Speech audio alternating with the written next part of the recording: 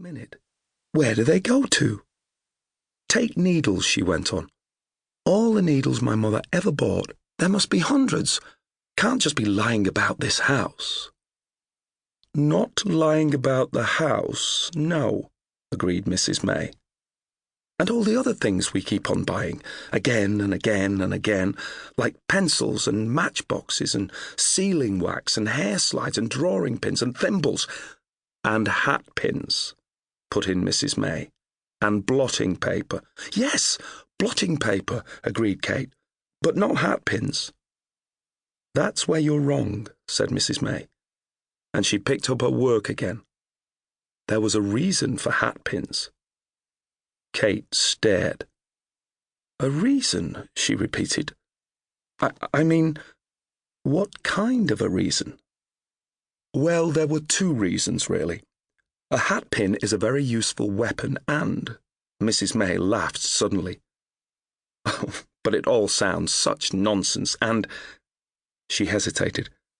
It was so very long ago. But tell me, said Kate, tell me how you know about the hat pin. Did you ever see one? Mrs. May threw her a startled glance. Well, yes, she began. Not a hat pin, exclaimed Kate impatiently. Whatever you call them, a borrower. Mrs. May drew a sharp breath. No, she said quickly. I never saw one. But someone else saw one, cried Kate, and you know about it. I can see you do. Hush, said Mrs. May. No need to shout. She gazed downwards at the upturned face, and then she smiled, and her eyes slid away into distance. I had a brother, she began uncertainly.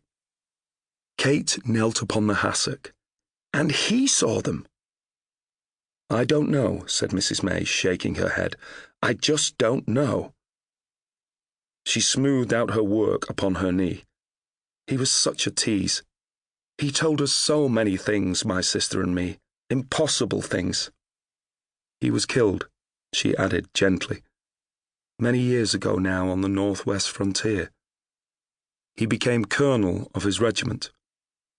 He died what they call a hero's death. Was he your only brother? Yes, and he was our little brother. I think that was why... She thought for a moment, still smiling to herself. Yes, why he told us such impossible stories, such strange imaginings. He was jealous, I think, because we were older and because we could read better. He wanted to impress us. He wanted, perhaps, to shock us. And yet, she looked into the fire. There was something about him, perhaps because we were brought up in India among mystery and magic and legend, something that made us think that he saw things that other people could not see. Sometimes we'd know he was teasing, but at other times, well, we were not so sure. She leaned forward and in her tidy way brushed a fan of loose ashes under the grate. Then, brush in hand, she stared again at the fire. He wasn't a very strong little boy.